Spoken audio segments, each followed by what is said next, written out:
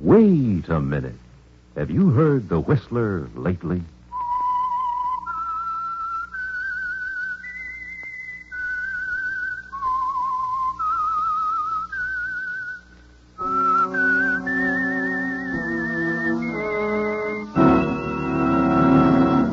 I am the Whistler, and I know many things, for I walk by night.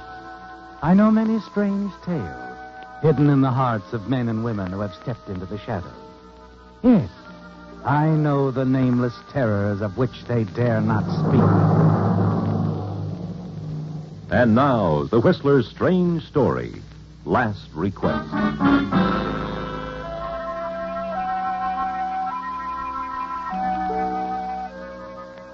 The group around Dr. Rourke's bed moved away as he beckoned with his last remaining strength, indicating that he wanted to be alone with his son.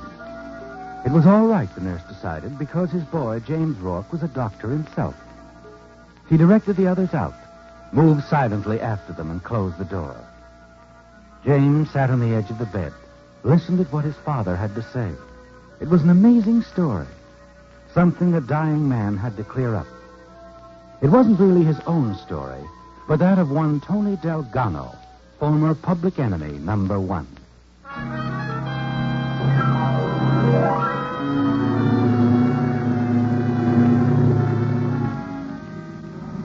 It was late, the steamer dock almost deserted, when the big car pulled up near the gangplank.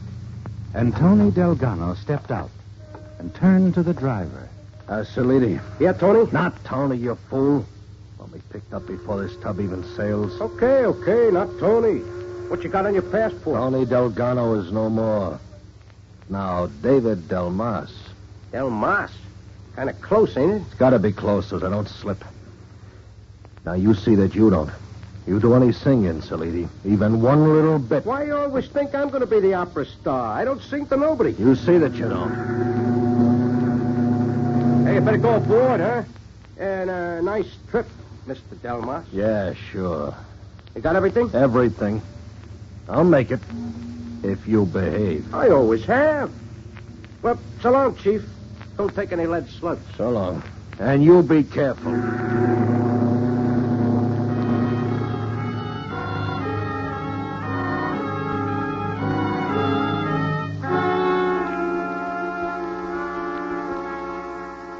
You watch from the rail as the lights from the Golden Gate fade into the distance.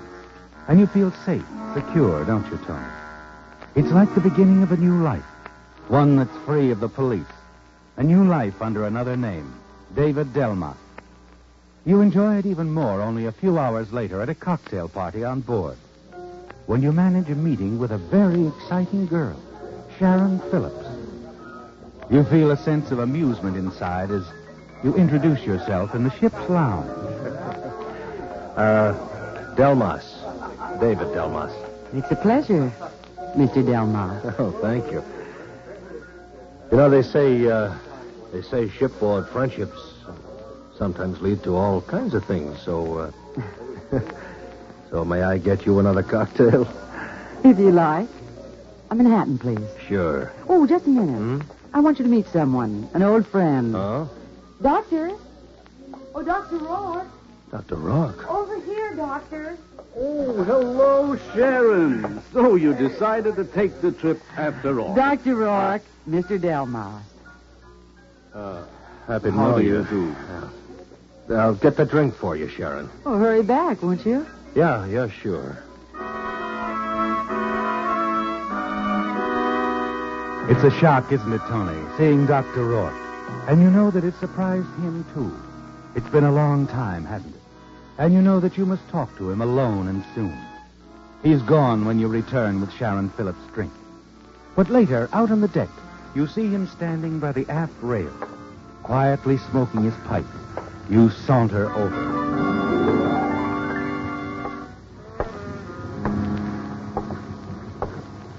Well, we meet again, Dr. Rourke. Oh, yes. I wondered when you'd be cornering me alone, Mr. Delgado. Delmas. David Delmas. I don't suppose I have to ask you why you're traveling under an assumed name. The police again. The police again. But, Doc, Yes? you're going to keep my secret. Not say anything. Am I? Haven't said anything yet, have you? No. No, I haven't. Yeah, you're wise, Doc. You're very wise. I could mess up your life, too, you know. In what way? In what?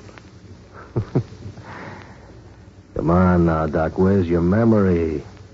The time you fixed up my shoulder after that hunting accident. I remember. Why, sure. And you remember that it wasn't a hunting accident at all. I learned that later, Tony. Make that day, will you? Don't tell me what to make it. I'll say what I please, when and to whom. You can't threaten me, Delgado. No, Doc, of course not. Your son, he's a doctor, too, isn't he? Yes, he is. Yeah. Wonder how his associates would feel if they heard that his old man, Dr. Rourke Sr., that once helped a criminal, never said anything about it. My son. You wouldn't. I wouldn't?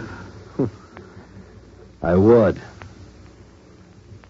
You just forget about Tony Delgado. Or your son, young Dr. Rourke, would have his life messed up because of something his father did. I see. Mm-hmm. You're running away, I suppose. Yeah, you suppose good, Doc. And what are you doing here? One of your own prescriptions, huh? Little sea voyage? I'm doing a favor for a friend. Oh? You on board? Yes. Well, don't go getting any ideas you can tell him about me. I don't want anyone to know, Doc, till I'm free and clear. And, of course, doesn't make any difference. I understand. You just skip mentioning anything to your friend. You understand that, too? It would scarcely matter if I did. Huh? My friend is making a last voyage.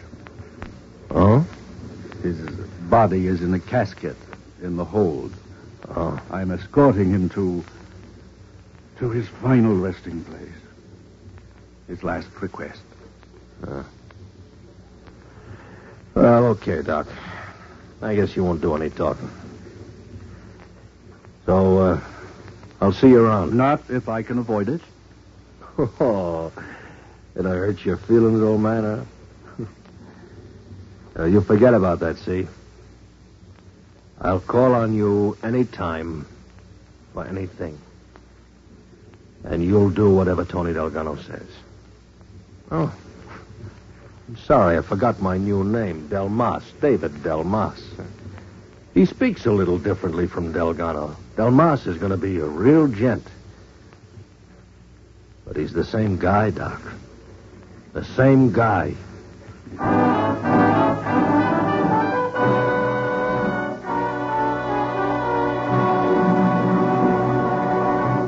Before continuing with Whistler's strange tale, here's a word from the people who are bringing it to you.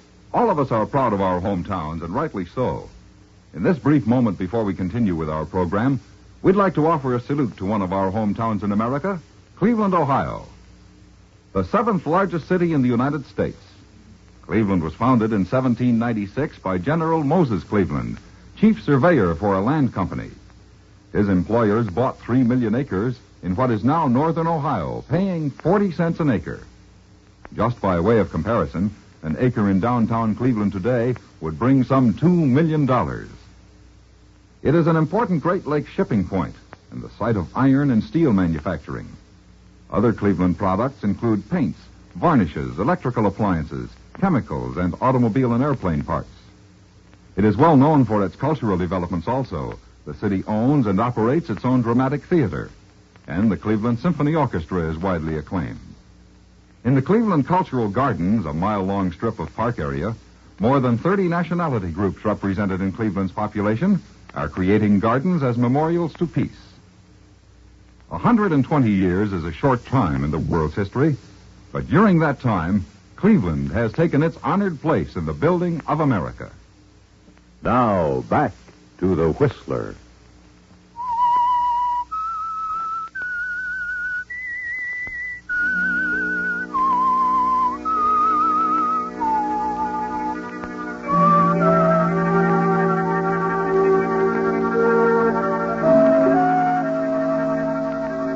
It's clear sailing again, isn't it, Tony? As David Delmas, you're safe on the ship. Not a worry. Dr. Rourke will say nothing, because he's afraid that his son, a young doctor with a bright future, will be hurt by the knowledge that his father once helped a criminal. He took a bullet out of your shoulder, didn't he, Tony, after a bank job.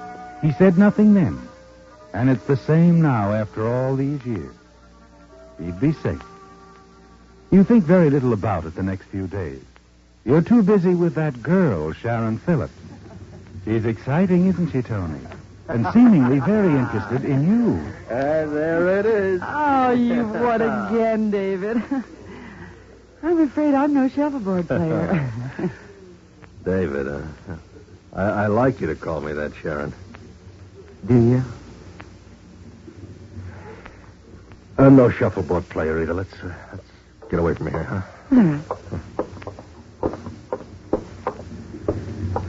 That's better. David, Hmm? what do you do?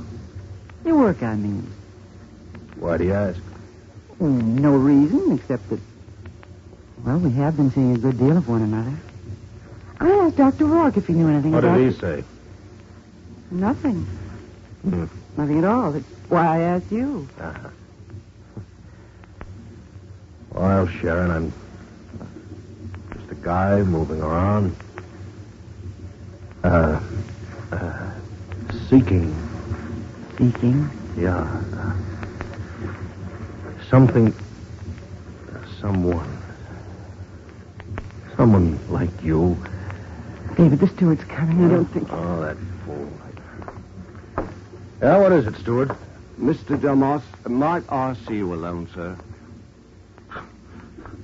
Sure, we'll dance, huh? Twice around the main floor. What do you want? Later then, sir. Alone. Look, what is this? Oh, I don't mind, David. I'll join you later. Hmm? In the salon. Well, not much later. About 10 minutes, Sharon.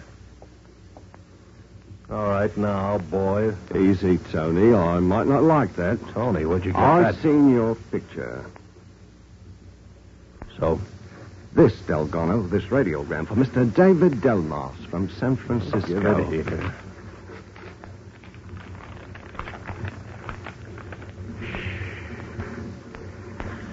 Salidi's singing received well here. Anticipate big reception for you in Australia.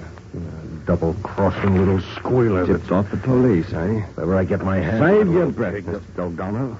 You could still lick him from here. You've got a Sunday punch. I have? Yes, your friend, Dr. Rourke. What about Rourke? He's escorting us stiff, ain't he?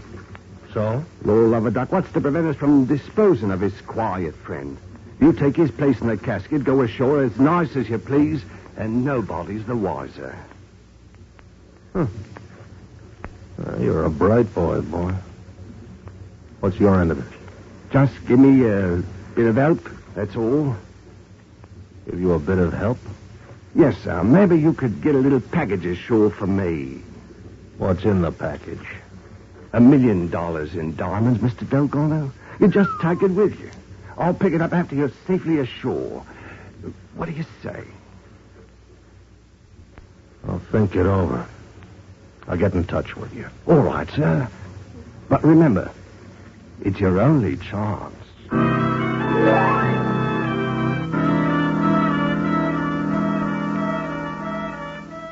It's a way out, isn't it, Tony?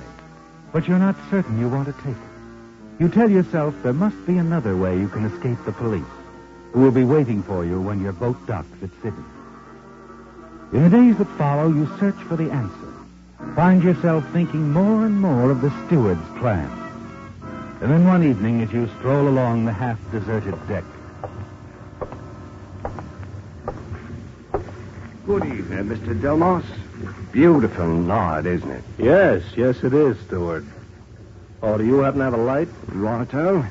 Here you are, sir. Oh, thank you. It's been a pleasant voyage, wouldn't you say, sir? Too bad it'll all be over soon.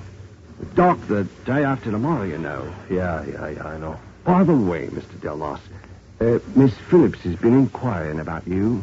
What? Asked if I'd seen you. She's in the lounge. Oh, yeah, A thanks. nice young lady, that Miss Phillips. Seems quite taken by you. if I may say so, sir. Is that so? I have eyes, you know. Yes, very attractive woman. Lots of money, too, I hear. Too bad if anything happened to spoil your beautiful friendship. Like the police. Eh, Mr. Delmos? Yeah. Yeah, it would be too bad. You been thinking any more about my proposition? I'm sure I've been thinking about it. It's a deal? Yeah, it's a deal. Bring the package to my stateroom in 10 minutes.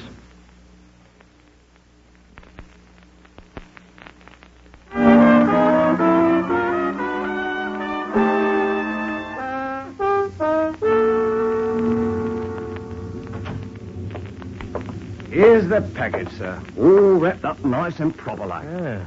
Not a very big one, is it? Not very. It's worth $1 million. Hey, what's your cut of this? 20,000 on delivery. All right, beat it. I'll take care of things from now on. Is Dr. Rourke in on it? Not yet, but I can handle him. You understand, sir. That pot's between you and the doc. Yeah, sure. Well, gotta get topside. Hey, just a minute. Come here. Yes. How am I supposed to get this package to you after I'm ashore? Don't worry, Tony. I'll be close by. All the time.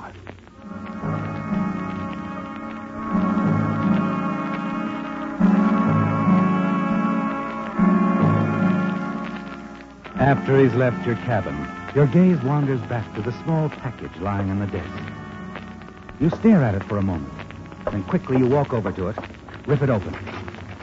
You're examining the contents of the package when quickly you close the box, slip it into the desk drawer. All right, come in. Oh. I was beginning to wonder where you disappeared to. Oh, I was just on my way up to the lounge. The Fenways have asked a few people to their stateroom. Want to go along?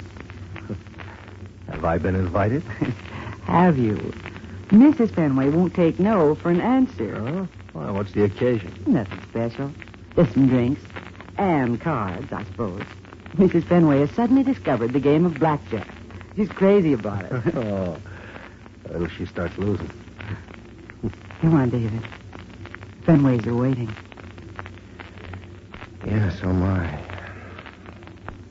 Look, I've got to go up on deck for a minute, Sheriff, so why don't you run along and I'll join you later, huh? All right, but... Yeah, you go on. It's important I take care of this matter right away. Very important.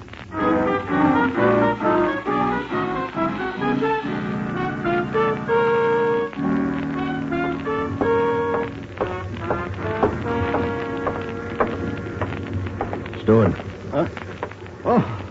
Oh, Mr. Delmos, I didn't see you. It's rather dark here. Yeah, it's nice and dark. For a bit of a stroll? Yeah, I am. Join me. Well, Come on. It's business. You'd like to make 10 grand easily, wouldn't you, Steward? 10 grand, sir? 10 grand. When I left the States, there was a reward out on me. 10 grand. Is that so, sir? Yeah, that's so. Of course, you knew about that, didn't you? Why, no. No, I didn't, You sir. figured you'd kind of like to collect that, didn't you? I don't know what you're talking about. Wanted to hide me out where the cops couldn't find me, and then you would lead them to me, huh? How am I doing so far? Well, that's crazy, sir. Why will I turn you in for 10 grand when you're holding a package for me that's worth 20? I opened it, Buster. You open it? Yes. All I found was a handful of glass. No, how about that? Now, hold on, wait a minute. You got me all wrong, I don't sir. think so. No, what are you going to do, sir? You're a smart little punk. No, sir, no, sir. Let's see if you ever learn how to swim.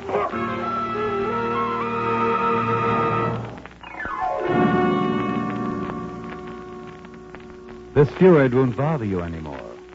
Sharon and the rest of the passengers will think he's fallen overboard. When you retire for the night, you're confident you're in the clear, that your plan can't fail. Then the following morning, there's a knock on your stateroom door. Come in. breakfast, sir. Oh, yeah, thank you. Oh, you can set it down over there if you want. Yes, sir. There we are. Hey, aren't you new here? Where's the regular steward I had? Well, it's rather odd, sir. He's disappeared. What? Ship's been searched. He isn't aboard. You sure? Yes, sir. One of the passengers on the deck last night thought he heard a splash. You mean the steward might have fallen overboard? That's exactly what might have happened, Mr. Delmar. Morning, Dr. Rourke. Good morning. That'll be all, steward. I guess so. Thank you very much, sir. Too bad about the steward falling overboard, wasn't it? Yeah, tough. But then accidents will happen. I don't think it was an accident. Yeah.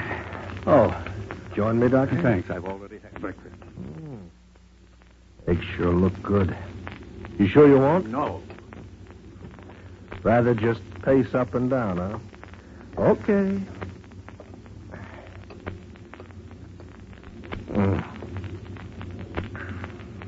You were saying, Doctor? It wasn't an accident, was it? Accident? Oh, you mean the steward? How did it feel to be a murderer? I've often wondered. Have some coffee, Doctor. He knew too much about you, didn't he? I noticed from the first day. When he saw us talking together, he was rather inquisitive in a guarded sort of way. Probably recognized you. Well, he was a smart little operator, Doc. But not smart enough. I tell you, I kind of hated to do it. Especially after he'd given me that bright idea. What bright idea? Yeah, to keep the toast warm all the way to the cabin. What idea? Oh, way of getting off the boat. See, Doctor, police are going to be waiting for me when the boat docks in Sydney. What? Yeah. Doc, will you sit down? You're making me nervous. That's better. Now, it's going to be tough, you know, for both of us if they grab me. And kind of tough on your son, too. What are you going to do? Well, there's a way I can slip past him. If you'll help. And I'm pretty certain that you will, Doc. How can I help? Well, you told me you're accompanying an old friend to his final resting place. Huh? Yes, that's right. And that's how I'm going to slip off of this boat. They'd never think of looking there for me. Oh, you're not suggesting You're that... right again, Doc. We're going to make a switch. No, I can't do that. I won't. I'm not asking you, I'm telling you. You know something more? You're going to keep your mouth shut. Or you know what happens to your son, Now beat it, will you, while Listen I eat? to me. We're going to be docking tomorrow night. I'll let you know in plenty of time.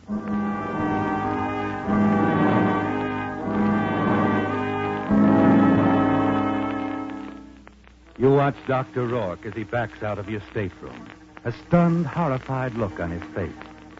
You're not worried, are you, Tony? You know he'll go through with it, for his son's sake. You spend the rest of the day with Sharon, enjoying the deck game, chatting pleasantly with the other passengers. And then early that evening, when you've finished dressing for dinner, you pour yourself a drink. A knock on your stateroom door interrupts your first sip. One of the ship's officers steps into the room. Yeah, what is it? I shall have to ask you to come with me, sir. Oh? Captain wants to see you. Well, what about? Look, if you'll come quietly, Mr. Delgado. Delgado? Yes. We've just received a radiogram from the San Francisco police. Oh, yeah, I see. You don't mind if I finish my drink, do you? Oh, would you care for one? If you'll just come with me, sir. Oh, come on. Have a drink.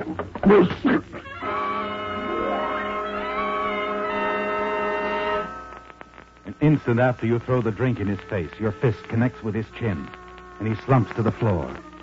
Quickly, you close the door, stand for a moment with your back to it, your mind spinning wildly. They've discovered you now, haven't they, Tony? And you've got to move fast. Leaving the unconscious officer sprawled out on the floor, you hurry to Dr. Rourke's stateroom. That's what I said now. It's got to be now. But we don't dock until tomorrow. But as soon as that officer wakes up, they're going to be tearing this boat inside out looking for me. Please, Delgado, don't ask me to... I haven't got do time this. to argue. Get going. I'm going to wait right here for you.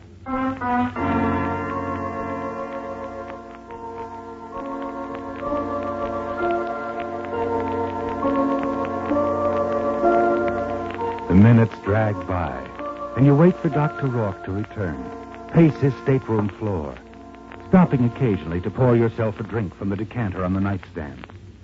An hour goes by, and then finally...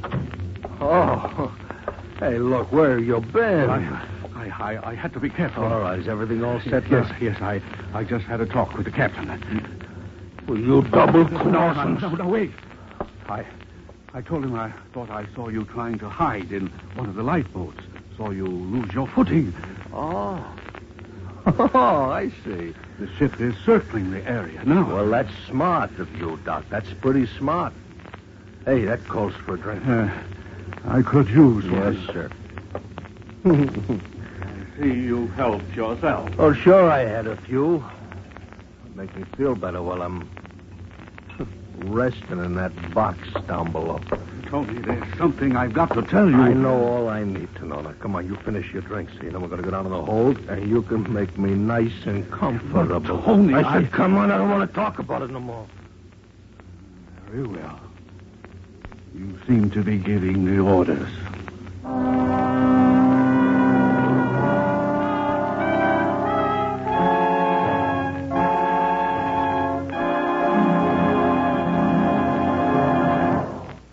Before continuing with the Whistler's strange story, here's something everybody's for.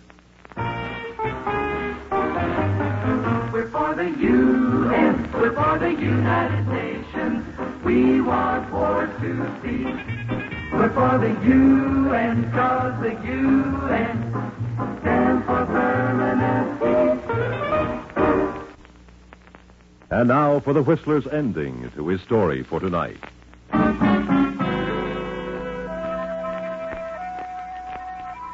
In stunned silence, young Dr. Rourke sat on the edge of his father's bed, listening to the dying man as he told his story in a voice that had now faded to a bare whisper. The end was near for old Dr. Rourke, and as his son James leaned forward to catch the last few remaining words, an expression of pain crossed his face. Dad, you let Tony Delgado get away. No, son. He didn't get away. But you let him take another man's place in the casket. Your friend. Yes, he took my friend's place in the casket. The body I was accompanying to its final resting place. But, you see, there was something Tony Delgado didn't know. What's that, Dad? That my friend had chosen as his final resting place a burial at sea.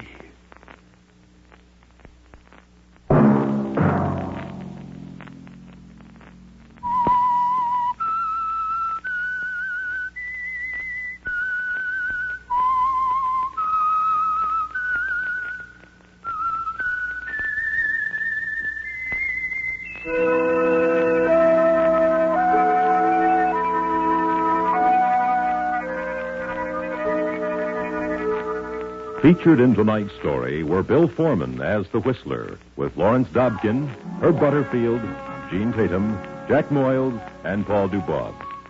The Whistler, directed by Sterling Tracy, with music by Wilbur Hatch, is produced by Joel Malone and transmitted overseas by the Armed Forces Radio Service. This evening's story was by Brian Thorne. The Whistler was entirely fictional, and all characters portrayed on The Whistler are also fictional. Any similarities of names or resemblances to persons living or dead is purely coincidental.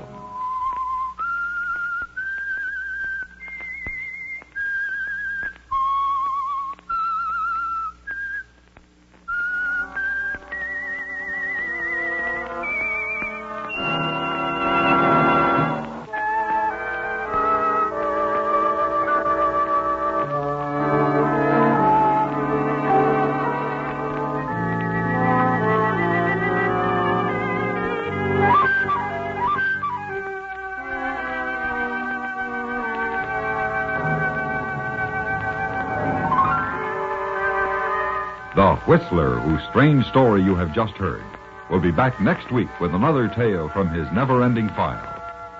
This is the United States Armed Forces Radio and Television Service.